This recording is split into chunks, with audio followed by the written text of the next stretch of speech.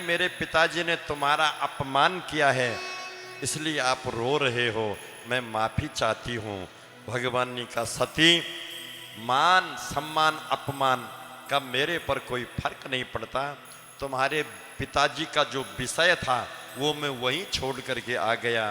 कभी श्रेष्ठता ये है कि अगर हमारे लिए कोई उल्टा सीधा बोल दे तो उस बात को दिमाग में नहीं लेना, बजाय वहीं छोड़ करके हल्का हो करके उस सभा से चले जाना चाहिए। तो आप क्यों रो रहे हो? शंकर भगवान ने कहा इसलिए रो रहा हूं कि ये जो बैकुंठपति राम, ये राम रूप में बैकुंठपति विष्णु का अवतार है, कैसी लीला कर रहे हैं ताकि इनको कोई पृथ्वी का प्राणी पहचान नहीं सके। सती माता ने कहा मुझे तो नहीं लगता है कि ये भगवान है, मुझे तो लगता है कि ये कोई साधारण पुरुष भी, ये साधारण पुरुष है, ये कोई समझदार राजकुमार भी नहीं है। ये पक्षियों को पूछ रहा है, पशु से पूछ रहा है और वृक्षों से पूछ रहा है। इसको तो ये तो पता ही नहीं है कि ये बोलने वाले नहीं हैं। जो अपनी पत्नी की रक्षा नहीं कर पाया वो काय का भगवान है। शंकर भगवान ने कहा शंका मत करो देवी, और जैसा प्रणाम मैंने किया है आप भी ऐसा प्रणाम करो, आप भी इसी प्रकार प्रणाम करो। सती ने प्रणाम नहीं किया, बोले ये तो मुझे कोई मूर्ख लगता है। और ध्यान रखना माताओं कि जो स्त्री अपने पति का कहना नहीं मानती है उसके जीवन में कष्ट आता है। जिस घर की पूजा सास ने की, दादी ने की, बहू को वही धर्म स्वीकार करना चाहिए, वही देवी देवताओं की पूजा करनी चाहिए, तब उसका जीवन सफल होता है।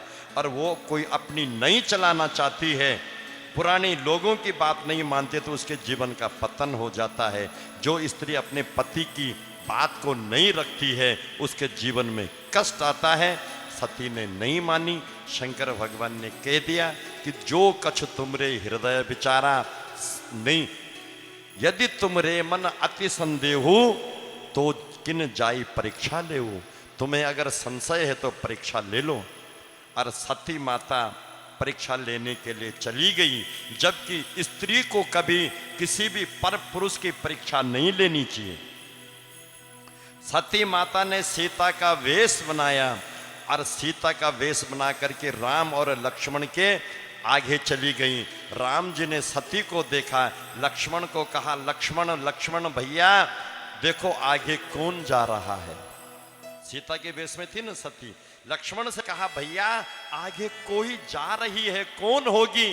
लक्ष्मण ने कहा भैया जो भी होगी लेकिन मेरी भाभी मां नहीं हो सकती है। उसने मां मेरी भाभी का भेष बनाया है पर मेरी भाभी माता नहीं हो सकती है। बोले क्यों? बोले भाभी हमेशा आपके पीछे चलती थी, आपसे आगे नहीं चलती थी, इसलिए वो को ही जरूर परीक्षा लेने के लिए आई है। राम जी लक्ष्मण की भी परीक्षा लेते हैं और कह देते हैं कि लक्ष्मण तू परीक्षा में पास हो गया।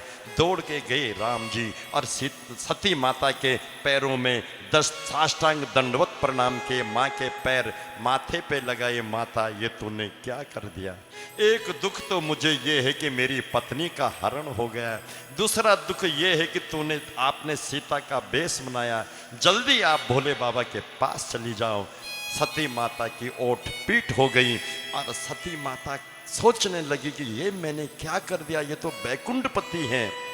और जब भोले बाबा के पास सती माता गई, भोले बाबा ने कह दिया कि सती तुमने परीक्षा ले ली क्या? बोले नहीं नहीं मैंने परीक्षा नहीं ली, आप जैसा ही दर्शन किया। झूठ किससे बोला जो त्रिनेत्रधारी है? झूठ भी उससे बोला जो त्रिनेत्रधारी है। भोले बाबा ने उसी समय प्रण कर दिया कि सीता मेरी माँ है और सती जब तक इस शरीर में रहेगी, इसने मेरी माँ का वेश बनाया है, अब ये मेरी पत्नी नहीं मेरी माँ है। ऐसा कठोर तप अगर कर सकते हैं, ऐसा कठोर प्रण अगर कर सकते हैं, तो शिवा शंकर के कोई नहीं कर सकता है। मनी मन में प्रण कर दिया कि अब सती मेरी अर्धांगिनी नहीं, सती मेरी माँ है। कैलाश पर्वत पर गए और वहां समाधि लगा दी। मां सती दुखित तो हुई। इस प्रसंग से दुखित भई प्रजेश कुमारी, दुख सती को बहुत हुआ, बैठी है बगल में। इधर दक्ष शंकर भगवान को नीचे दिखाने के लिए फिर एक यज्ञ करता है। हरिद्वार कनखल में क्या करता है? यज्ञ करता है। और उस यज्ञ में दक्ष सबको आमंत्रित करता है, लेकिन शंकर भगवान के लिए दक्ष को भी निमंत्रण भी नहीं भेजता है।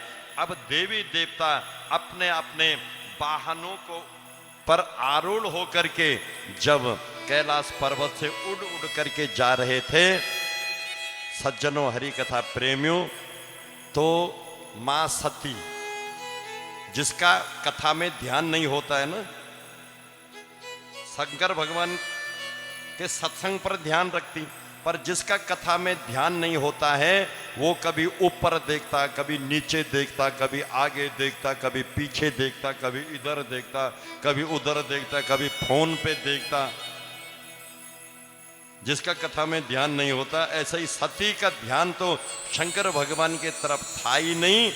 और जैसे ही ऊपर में विमान उड़ करके जा रहे थे, तो सती माता ने के पकड़ा भोले बाबा का हाथ। हे भोलेनाथ, हे भोलेनाथ, बताओ बताओ ये सब देवी देवता कहाँ जा रहे हैं? हाथ पकड़ा, बताओ ये देवी देवता कहाँ जा रहे हैं? शंकर भगवान ने कहा ये सब तेरे बाप के घर में जा रहे हैं, ये तेरे बाप के घर में जा रहे हैं सब।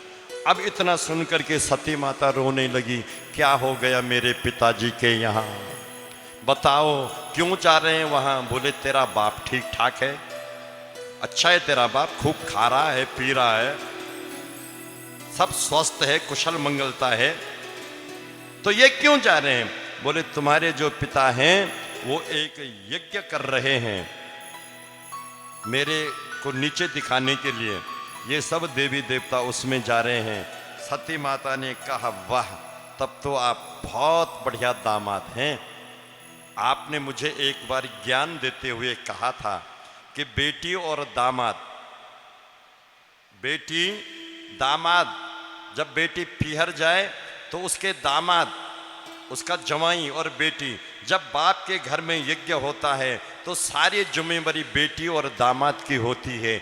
आए हुए अतिथियों का स्वागत करना, सबका मान मनोहर करना, और अपने भाई भाभी को, पिता माँ को बोलना चाहिए कि तुम केवल पूजा पाठ करो, इस समय सारी व्यवस्था हम करेंगे, और मेरा पिता यज्ञ कर रहा और आप यहाँ समाधि लेकर के बैठे हुए हैं। वाह क्या दामाद हैं आप।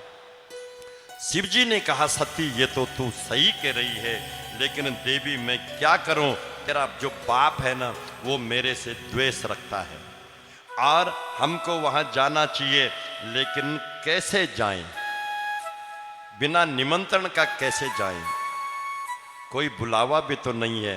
सती ने कहा कोई बात नहीं, आपके लिए चिट्ठी दी होगी, लेकिन वो चिट्ठी कहीं इधर उधर हो गई होगी, कहीं रद्दी की टोकरी में चली गई। बोले केवल मेरा ही निमंत्रण पत्र गया रद्दी की टोकरी में, इतना नामी ग्रामी नाम है शंकर भगवान का, औरों का पत्र पहुंच गया और शिव जी का नहीं पहुंचा। अरे दिया ही नहीं तेरे बाप ने हमको पत्र। सती ने कहा मेरे कहने पर आप चलो। भगवान भोलेनाथ ने कहा सती, जिस घर में अपना मान न हो उस घर में जाना ना चाहिए, जिस घर में अपना मान न हो उसी घर में जाना ना चाहिए। जिस भोजन में प्रभु नाम न हो वह भोजन पाना ना चाहिए। जय हो।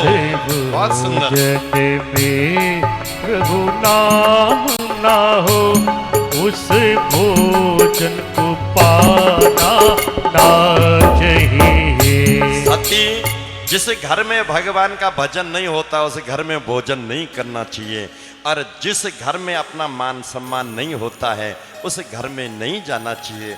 बहुत मना किया शंकर भगवान ने, पर सती नहीं मानी। फिर सती कहने लगी मैं तो जाऊंगी। और स्त्री जब जब हट करती है तब उसके जीवन में कष्ट आता है। सीता माता सोने के मृग की हट नहीं करती तो उसका कभी हरण नहीं होता। सती माता हट नहीं करती तो आज उसका मरण नहीं होता।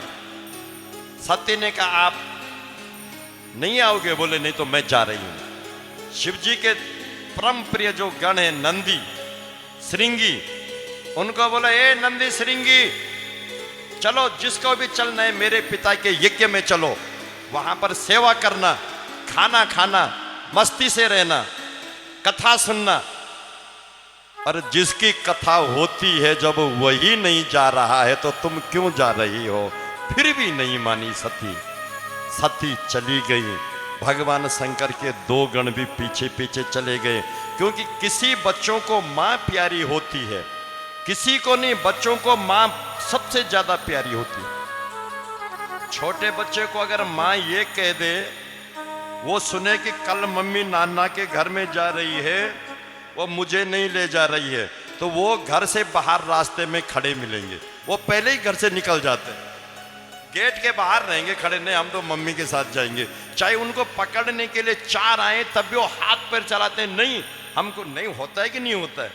तो बच्चों को तो मां प्रिय है ना, बच्चों को मां। तो भगवान शंकर के मना करने पर भी वो गण नहीं रुके, उन्होंने कहा नहीं हम तो मां के साथ जाएंगे। बाप मना करता है कि नहीं, डराता भी है, चाहे मार दो पापा फिर भी मां मम्मी के साथ जाएंगे, चाहे आप कितने भी कूट दो। शंकर भगवान के प्रिय गण मां सती के साथ चले गए। सती माता जब हरिद्वार कनखल उस यज्ञ में पहुंची, मां से मिली, बहनों से मिली। मां बहनें देख करके हंसने लगी कि ये त्रिपुरारी की शक्ति है, भोलेनाथ को ब्याई थी और बेचारी अकेले आई। पिता भवन जब गई भवानी, और दक्ष त्रास कछु नहीं सन्मानी। दक्ष के यहाँ कोई सम्मान नहीं मिला। सादर भले ही मिली एक माता, और भगनी मिली बहुत मुस्काता। बहनें हंसने लग गई। माँ को ने थोड़ा आदर जरूर दिया, जोर दौड़ करके गई, माँ के गले से लिपट गई, गलवैयाँ डाली। माता ये आप लोगों ने क्या क्या, मेरे पति को क्यों नहीं बुलाया? बेटी क्या करूं, तेरे पिता तेरे पति से द्वेष करते हैं, बैठ जा बेटी। पर सती को चैन नहीं हुआ कि कहाँ है पापा जी, पिताजी कहाँ हैं? बोले यज्ञ भूमि में है, यज्ञ भवन में है। यज्ञ मंडप पर सती माता गई। जब देवताओं की जो कलश देखे, पीठ देखी देवताओं की, यज्ञ मंडप के अंदर जो मंडल बने थे, कहीं भी शिव जी के लिए कोई स्थान ही नहीं था। इसको देख करके सती क्रुद्ध हो गई कि चलो कोई बात नहीं है, लड़ाई झगड़ा चलता रहता है, लेकिन इसने तो शिव के नाम का कोई एक झंडा भी नहीं लगाया, एक सुपारी भी नहीं रखी। अपने पिताजी के पास गई, पिताजी ये कौन सा यज्ञ कर रहे हैं आप? दक्ष को क्रोध आया, कुमति हुई दक्ष को। दक्ष ने कहा तू बिना बुलाई आ गई? अरे बेटी का जब विवाह हो जाता है तो अब तू मेरी तरफ से मर गई है, तू भूतनाथ के साथ रह करके भूतनी बन गई है, और भूत बिना बुलाई आते हैं।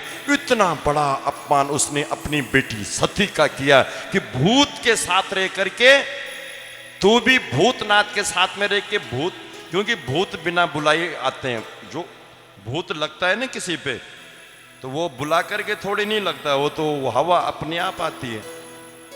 सती अपने अपमान को भी सहन नहीं कर सकी। सती ने क्रोध किया। सती माता के आंखों से आग के गोले निकलने लगे, लाल लाल गोले। सती माता का शरीर ताम्रवर्ण हो गया। सती ने यज्ञ की एक परिक्रमा लगाई और सती कहने लगी, सुनऊ सभासद सकल मुनिंदा, सुनी नहीं कई शंकर निंदा। हे सभा में आए हुए देवी देवताओं, तुम्हें लाज आनी चाहिए, तुम्हें शर्म आनी चाहिए। तुम ऐसे यज्ञ में आए जिस यज्ञ में शिव शक्ति का कोई स्थान ही नहीं। सती माता को क्रोध आया। जो यज्ञ मंडप में, यज्ञ कुंड में अग्नि जल रही थी, आज सती क्रोध में पुकार करके कहती है, सुनऊ सभासद सकल मुनिंदा, सुनी नहीं कही शंकर निंदा। जो फल लहब तुरत सब काबू, और भली भांति पछताब पिता हो। ए पिता दक्ष, अब तुझे पछताना पड़ेगा और मुझे शर्म आ रही है कि मुझे लोग दक्ष नंदनी कहेंगे। इस शरीर को अब रखना ही नहीं है। और सती माता ने उसे यज्ञ कुंड में छलांग लगा दी। हाहाकार मच गया। बोले शंकर भगवान की, सती माता की। सती माता ने प्राण उत्सर्ग कर दिए।